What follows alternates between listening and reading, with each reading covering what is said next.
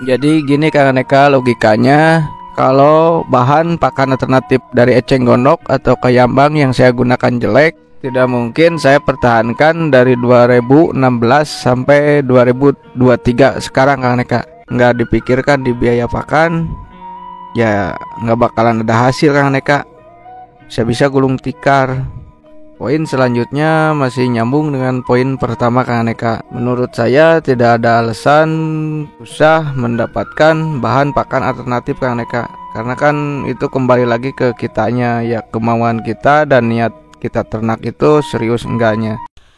Assalamualaikum Kang Sule. Waalaikumsalam Kang Aneka. Alhamdulillah hari ini Kang Aneka ketemu Kang Sule di bank pakannya nih. Ya.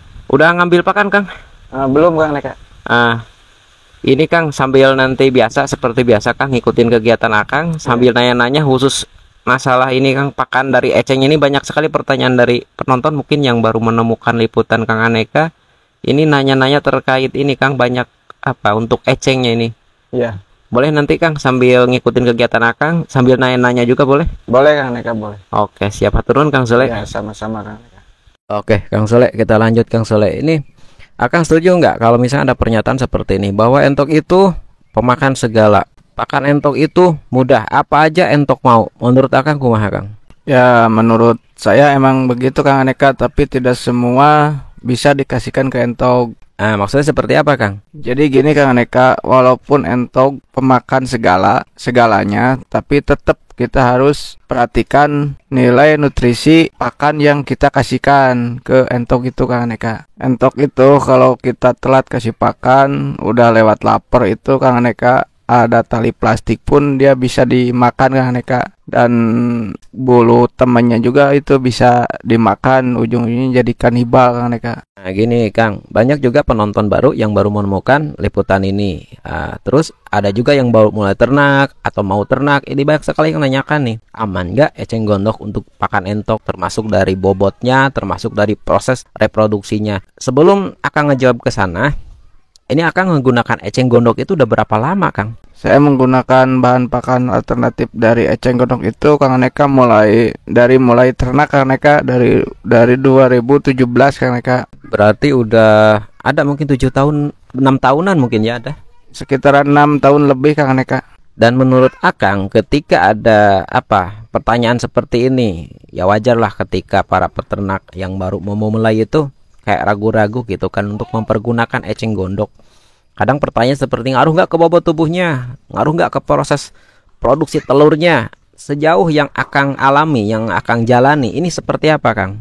Yang saya alami di awal ternak itu Kang Aneka permasalahan 1 dari pakan, 2 dari marketnya Kang Aneka. Dari pakan ini apa maksudnya? Akang susah mendapatkan pakan atau gimana? Di biaya pakan harian Kang Aneka ketika saya menggunakan dedakto, ya otomatis saya itu merasa nggak ada keuntungan dari ternak itu Kang Aneka. Berarti karena besar di biaya pakan. Ya, besar di biaya pakan Kang Aneka, karena saya waktu itu belum menggunakan bahan pakan alternatif. Sebelum saya menggunakan eceng gondok Kang Aneka, biaya pakan itu menjadi masalah di kegiatan ternak saya yang saya jalani Kang Aneka. Nah, berawal dari besar biaya pakan harian Kang Aneka, makanya saya dari situ beralih ke pakan alternatif.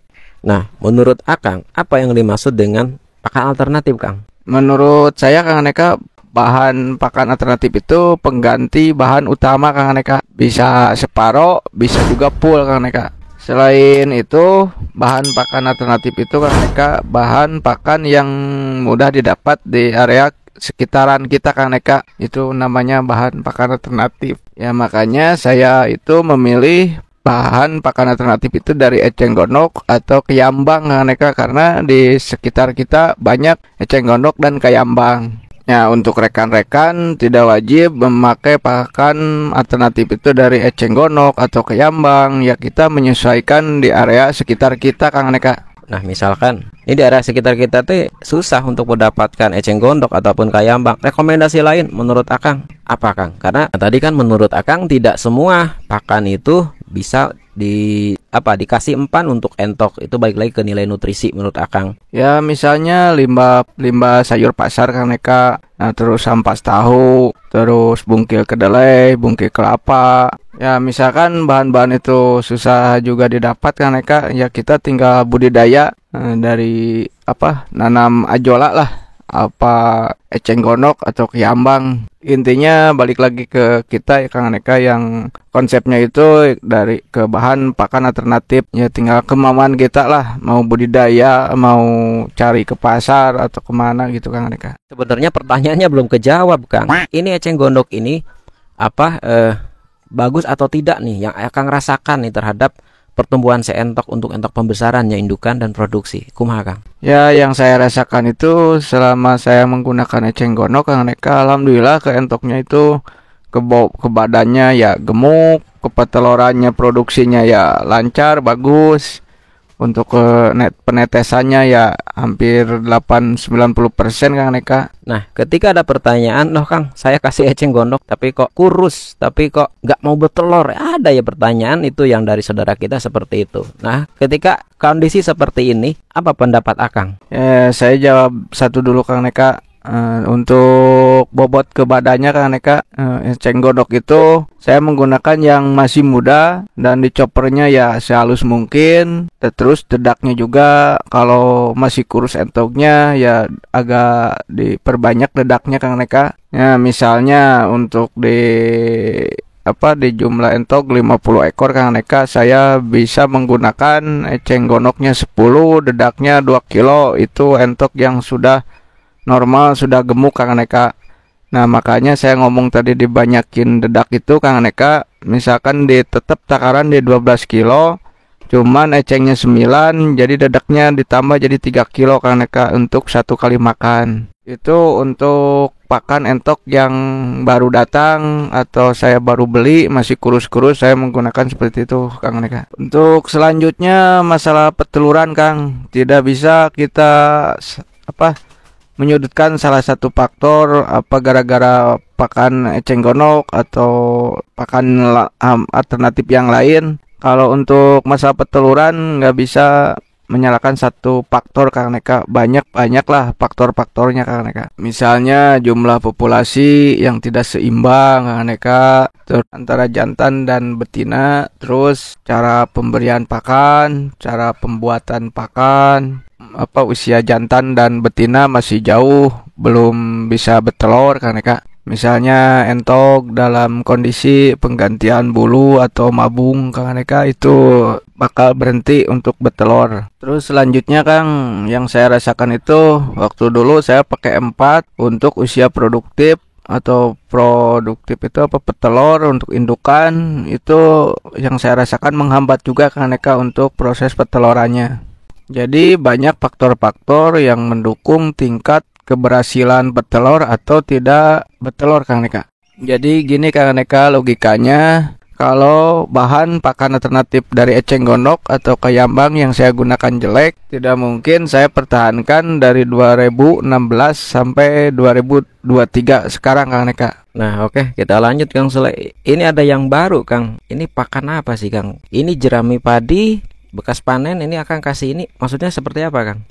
Itu Kang Neka kebetulan keponakan panen padi dan banyak sisanya yang masih banyak sisanya, ya saya manfaatin ambil buat cemilan Kang Neka sengaja itu. Nah ini yang dimakan nanti apanya ini Kang? Itu padinya Kang Neka yang dimakan tuh. Oh berarti masih ada sisa-sisa yang menempel gitu? Ya bahkan masih banyak karena kan itunya ngerontok padinya nggak habis semua, ya kita sengaja ambil untuk pakan cemilan Kang Neka. Oh berarti ini juga bisa dimanfaatkan untuk pakan cemilan atau pakan tambahan seperti itu Kang? Ya Kang Neka bisa dimanfaatkan karena itu kan padi ya lebih bagus Kang Neka. Berarti ini yang dimakan itu sisa-sisa padi yang masih menempel gitu. Untuk ininya, untuk kayak daunnya, kayak batang ini akan habis apa enggak sih Kang? Enggak Kang Neka, enggak bakalan dimakan sama entoknya kalau daun sama batangnya itu. Cuman padinya yang nempel itu bakalan habis karena dimakan sama entok. Nah, oke Kang, kita lanjut Kang. Ini udah lama sekali Kang Aneka nggak menyorot komentar-komentar dari atau pertanyaan-pertanyaan dari saudara-saudara kita. Nah, kali ini izin Kang menyamatkan beberapa pertanyaan, boleh Kang ya? Boleh Kang Neka. Nah, ini ada salah satunya, banyak sekali sebenarnya, cuman kita pilih beberapa aja, random aja ya. Ini dari Kang Jajang Junaidi. Menurut Kang Jajang, sebaiknya eceng gondok ini difermentasi, itu lebih baik. Karena apa? Karena serat kasar pada eceng gondoknya seperti itu. Menurut Akang gimana Kang? Ya, sepengalaman saya Kang Neka, eceng gondok itu saya nggak fermentasi Kang Neka. Saya memilih presan Kang Neka. Yaitu kembali lagi ke saudara kita ya peternak, mau difermentasi ya monggo, mau presan ya monggo, itu Kang Neka. Nah, dasar Akang ketika ini nggak difermentasi seperti apa Kang? Ya balik lagi Kang, untuk fermentasi itu satu memerlukan tambahan biaya Kang Neka. Ya kan fermentasi itu harus pakai empat atau meleses. Dan kedua itu kalau sepengalaman saya dulu saya sering pakai empat di makanan fresh, cuman disatuin sama empat. Ya sepengalaman saya untuk proses petelorannya itu lama Kang Neka, terhambat lah intinya mah, makanya saya lepas dari M4. Kita lanjut. Katanya untuk serat kasarnya ini Kang, eceng gondok itu memiliki serat kasar. Nah, pendapat Akang seperti apa? Ya pendapat saya Kang Neka, sekarang itu kan udah canggih-canggih, kita tinggal cek di Google aja. Menurut saya Kang Neka, eceng gondok itu bukan serat kasar tapi serat halus Kang Neka. Dia kan masuknya jenis sayuran ke sayuran Kang Neka. Kecuali gedebok pisang atau rumput odot itu baru masuk ke serat kasar Kang Neka. Nah, kita lanjut ke pertanyaan kedua dari Kang Insan. Untuk tambahan pakan dari eceng gondok iya, apa sih campurannya Kang? Hanya dedak saja atau kuma? Saran Akang seperti apa? Kalau boleh saran Kang Neka, misalkan kita beli entok baru nih, entoknya masih kurus-kurus, boleh dicampurkan dengan pur tapi nggak banyak Kang Neka, cuman sedikit dari eceng gondok, dedak, ya kita tambahin pur biar cepet pergemukannya Kang Neka. Dan kalau udah gemuk itu, kalau di entok indukan atau sangkepan, dia kalau udah gemuk nggak bakalan turun lagi Kang Neka, walaupun pakai eceng sama dedak doang. Nanti kedepannya purnya dilepas kalau udah gemuk. Dan itu balik lagi Kang Neka, tujuan kita itu kan ternak ya untuk menekan biaya di pakan. Ya misalkan kalau entok udah gemuk itu ya udah dilepas aja purnya, karena kan kita itu menggunakan pakan alternatif untuk menekan biaya di pakan. Nah, kita lanjut Kang Soleh. Ada pertanyaan selanjutnya dari Mas Warno. Kang, entok saya nggak mau makan, dikasih apapun nggak mau makan. Nah, ini di liputan sebelumnya, di liputan Akang nih. Menurut Akang seperti apa ketika saudara kita mendapatkan entoknya seperti ini gitu Kang? Monggo. Ya sederhana aja Kang Neka. Menurut saya itu entok nggak mau makan itu Kang Neka ada dua faktor. Satu kenyang, kedua entoknya sakit Kang Neka. Contoh itu di Wablut, entoknya satu kali pakan, cuman dia kan umbaran di sawah, jadi cukuplah satu kali pakan juga karena kan dia diumbar di sawah Kang Neka. Lanjut, itu ciri-ciri entok sehat itu Kang Neka, makannya itu nafsu Kang Neka.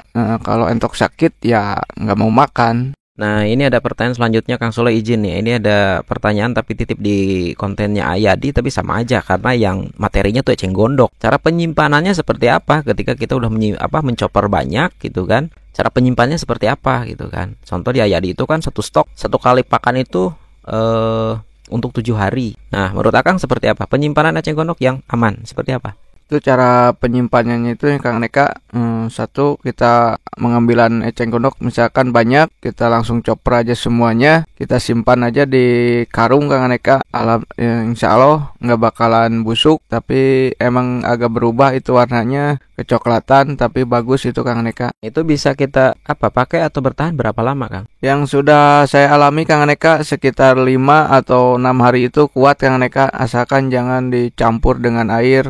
Misalkan kalau udah dicampur dengan dedak itu Kang Neka, tapi jangan pakai air, campuran dedaknya itu seada airnya yang di eceng gondok setelah dicopper halus, baru kita satuin dengan dedak, insya Allah. Berarti setelah kita chopper halus, masukkan ke karung, itu bisa bertahan maksimal di 6 hari dan itu tidak busuk Kang? Tidak Kang Neka, tidak busuk, cuman berubah aja ke kayak kecoklatan, tapi bagus, masih bagus. Nah, ketika kita ingin ngasih pakan itu tinggal ngambil aja, dicampurkan dedak seperti itu.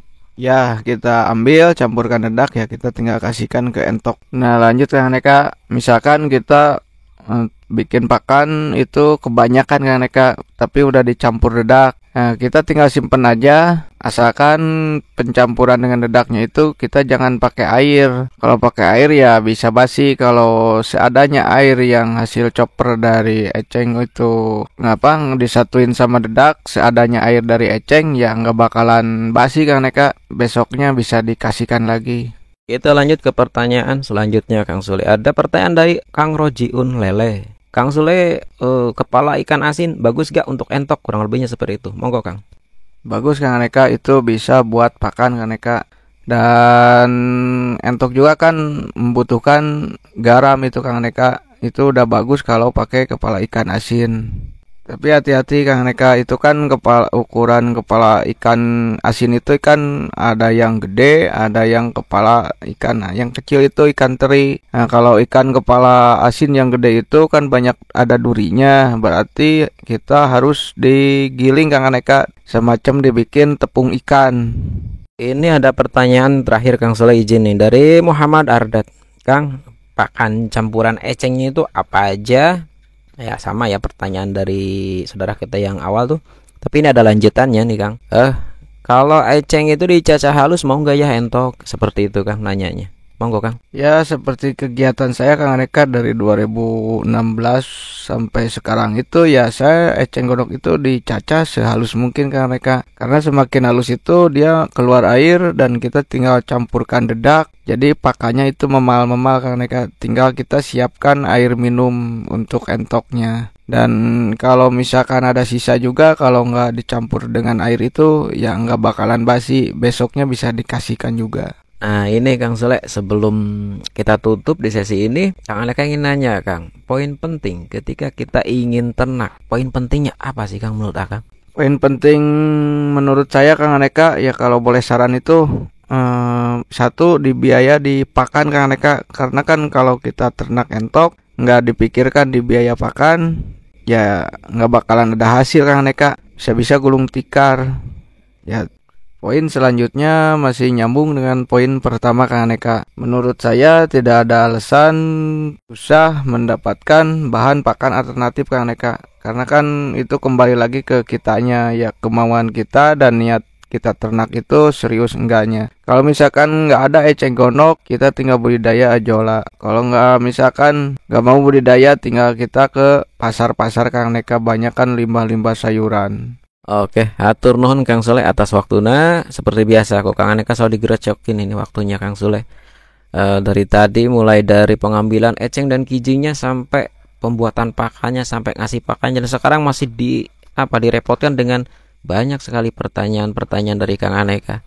Mudah-mudahan ini bermanfaat bagi rekan-rekan kita yang tertarik di dunia ternak entok ataupun bagi para pecinta pemerhati entok, dan moga-moga juga ini menjadi amal jariah kebaikan buat Kang Sule sekeluarga. Ya, sama-sama Kang Neka, dan saya juga mohon maaf kurang lebihnya untuk saudara-saudara kita. Ini hanya sekedar berbagi kegiatan Kang Neka, jauh dari kesempurnaan. Ya, saya mohon maaf Kang Neka. Alhamdulillah, ini luar biasa sekali Kang Sule. Siap Kang Sule. Assalamualaikum. Waalaikumsalam warahmatullahi wabarakatuh.